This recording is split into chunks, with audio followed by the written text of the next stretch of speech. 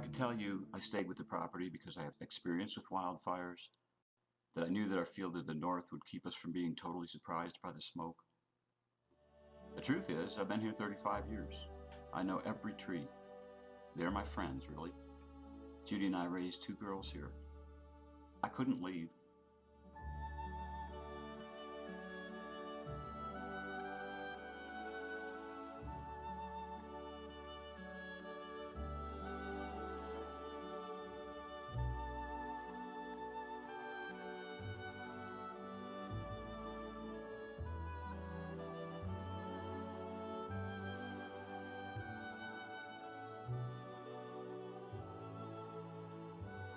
In our county, you have a legal right to stay with your property.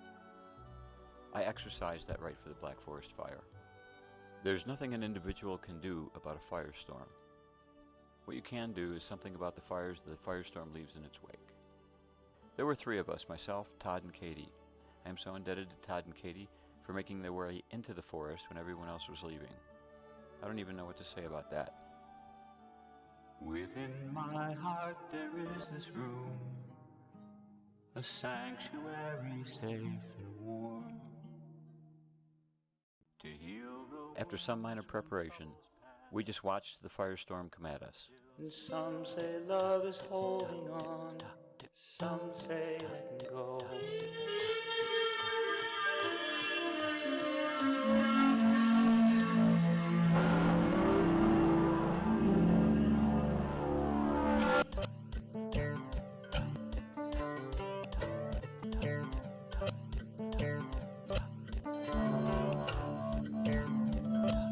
And so it goes, and so it goes, but you're the only one who knows. There's nothing I can't do. Nothing I can do about it.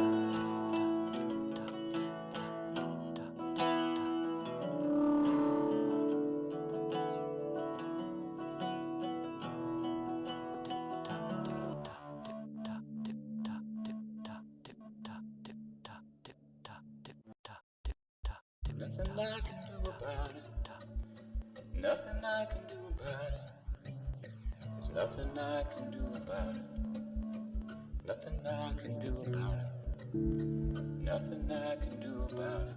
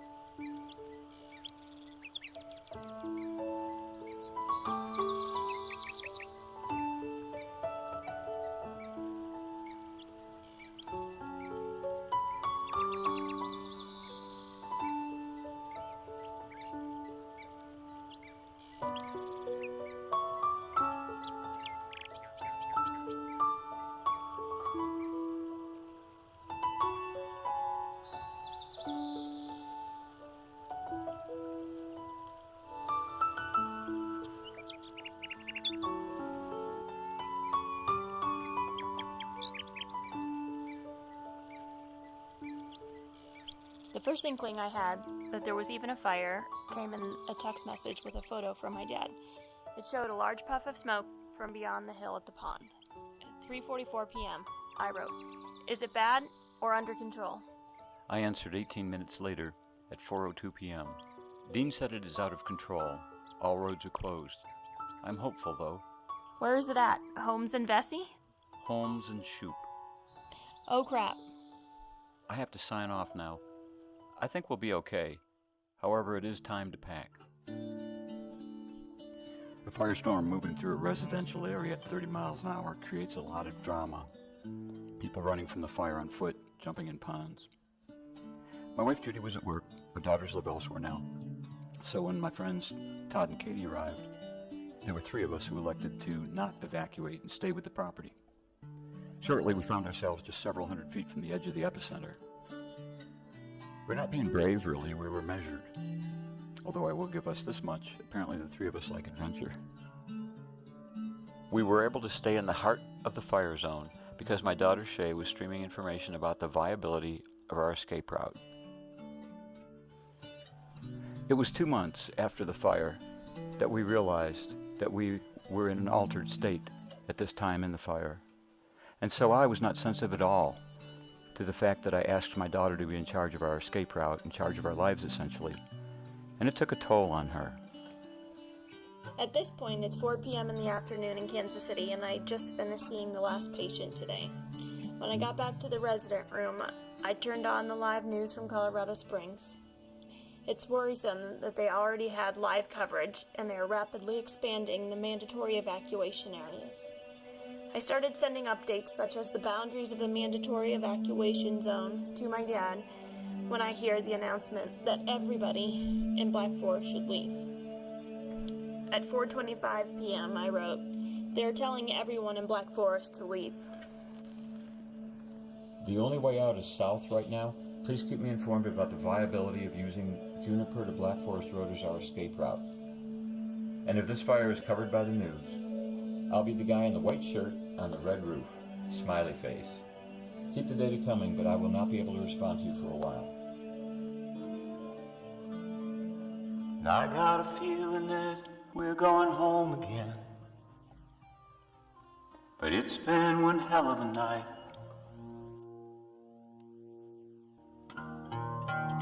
The night of the firestorm, we sat on the roof of the barn with the glow in the sky on 3 sides and explosions occurring literally every 10 seconds. We measured it. Big explosions. Very dramatic. But what we noticed was there weren't any dogs barking and there weren't any lights. And that was rather nice.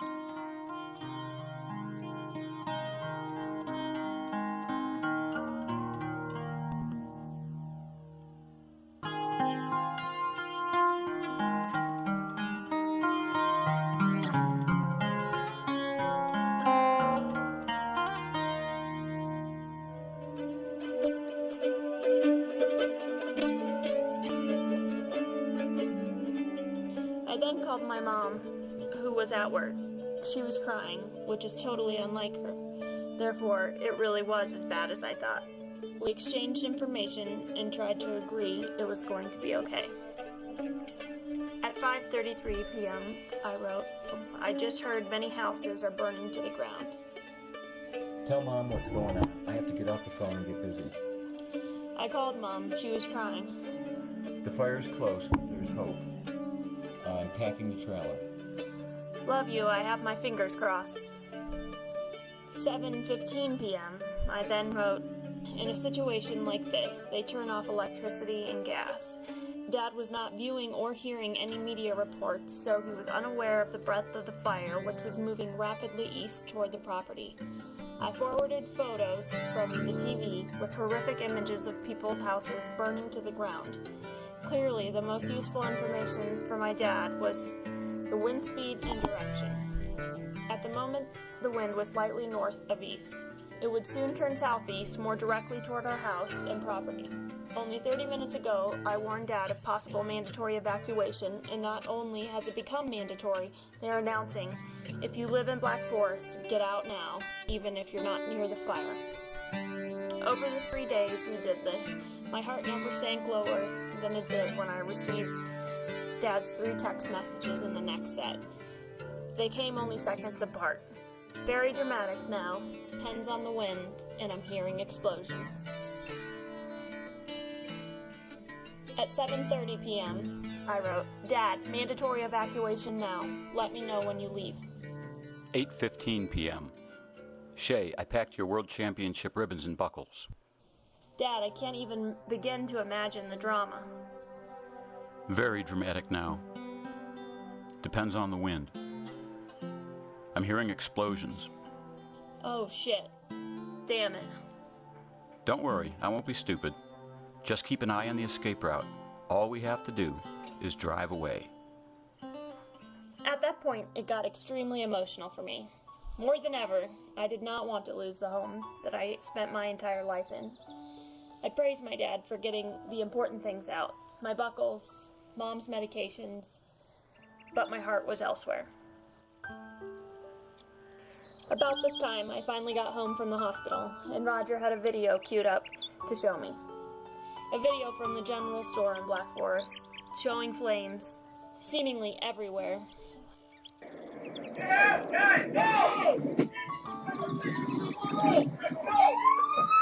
I knew at that point it really and truly was a very bad situation, and I assumed I didn't know half the story. In fact, I imagined that the property might even at this point be on fire. It is a true firestorm. I absolutely lost my composure and cried harder than I have in a very long time. I just knew the unthinkable was going to happen. Easy Manor was going to burn to the ground.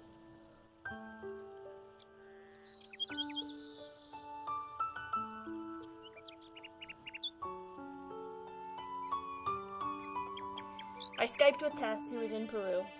We both cried. The next correspondence did nothing to lessen the sense of tragedy. 8:41 p.m. Did you leave? No. Just saw a video of downtown. It's devastating. It looks really bad up there. There's a fire now on the neighbors to the north. You are kidding. Call me an optimist, but I think we'll be okay. There are lots of helicopters now. Is your escape vehicle above E? No, Todd made sure it had gas. We won't be stupid. Now I can just picture this. All the properties to the north are on fire. Dad, the dog, and his two friends are watering down the property with a hose. Nearly an hour had gone by and I hadn't heard from Dad. I sent him data points about the wind and the escape route. Finally, I couldn't wait any longer. At 9:53 p.m. How's the property? How is the fire to the north side? I responded by sending Shay these photos, showing pretty much relative extreme drama around us. Probably closer than it looks. It is. And I just responded with a sad face. At 10:22 p.m. I wrote, "Be careful of the smoke." Well, if we do make it, it'll certainly be a near miss. They're now putting out the fire at the neighbor's field just northeast of our corral. Damn, Dad, you're calling us close. Well, not really.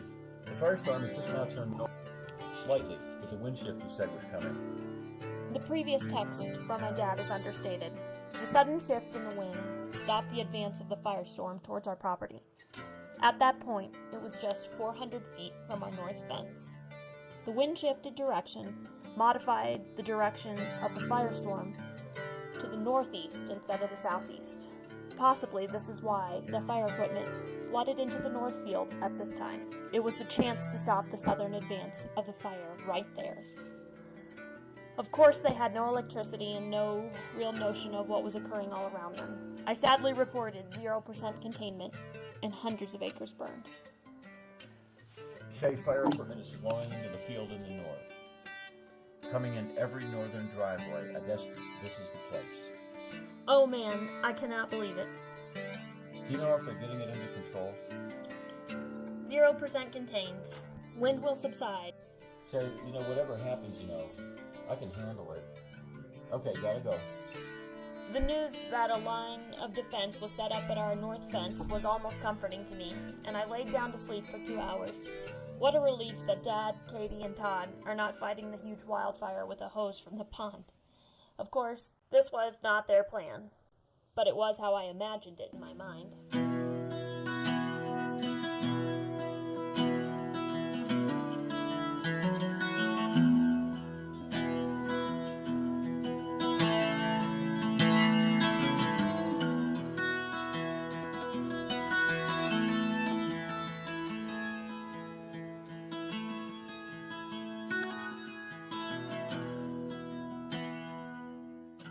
It was awesome and amazing. We could feel the heat and hear the howling of the fire. The constant explosions lasted 6 hours. But the wind shifted and froze the advance of the firestorm, parallel to and about 400 feet from our north fence. It was approximately 2.5 miles wide. As it slowly moved away, A regular old fire came in from the northeast towards us. This kept us much busier than the previous day did. We built fire breaks of sorts, one between Rick's place and Don's place, and the other between Don's place and Easy Manor.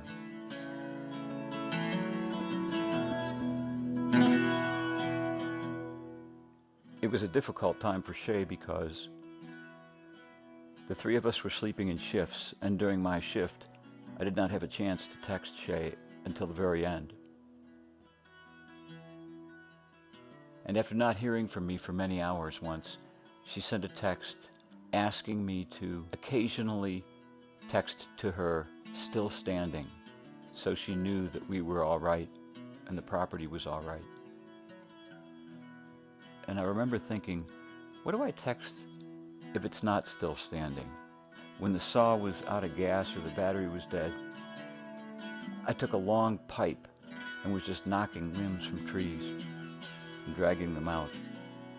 I didn't want to have to come up with what else it is that you would say if it's not still standing. On the morning of the third day of the fire, it was Katie's shift, and she woke me to tell me that the fire in the east had reared up. It had breached our fire break of sorts between Rick and Don's, and more importantly, had found a wood pile. We managed to extinguish the fire, essentially a grass fire looking for ladder fuel, only about 100 feet from Don's house.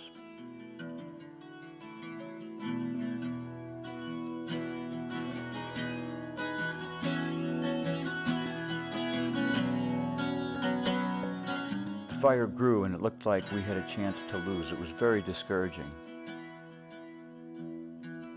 When suddenly, the noise of a Chinook helicopter sent me diving under an old truck, which will explain why the videos of the helicopters are sideways and upside down. And they kept on coming and extinguished the last threat to us.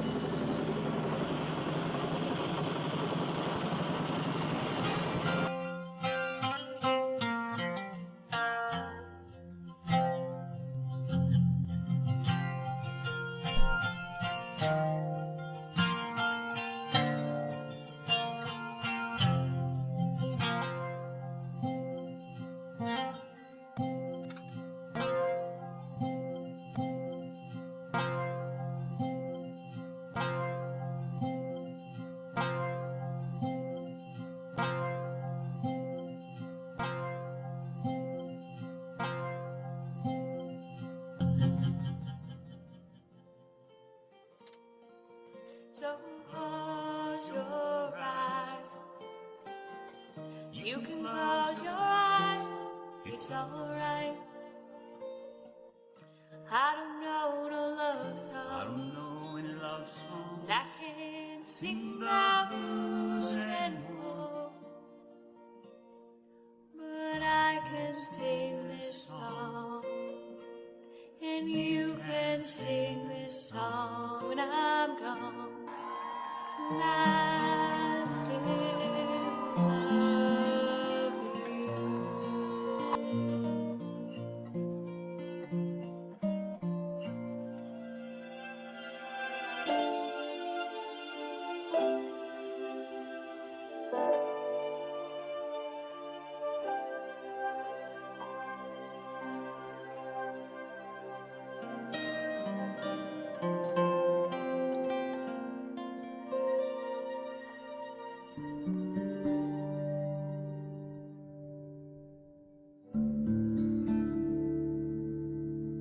He was born in the summer of his 27th year, coming home to a place he'd never been before. He left yesterday behind him. You might say he was born again. You might say he found a key for every door. In the Colorado Rocky Mountain High, I've seen it raining fire in the sky. Talk to God and listen to his casual reply. Rocky Mountain High.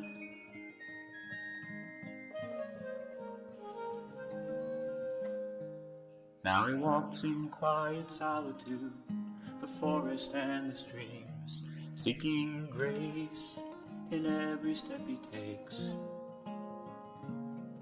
His sight has turned inside himself to try and understand the serenity of a clear blue mountain lake, searching for the answers to in the Colorado Rocky Mountain High.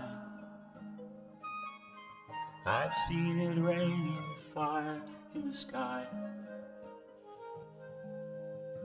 You know he'd be a poor man if he never saw an eagle fly. Rocky Mountain High.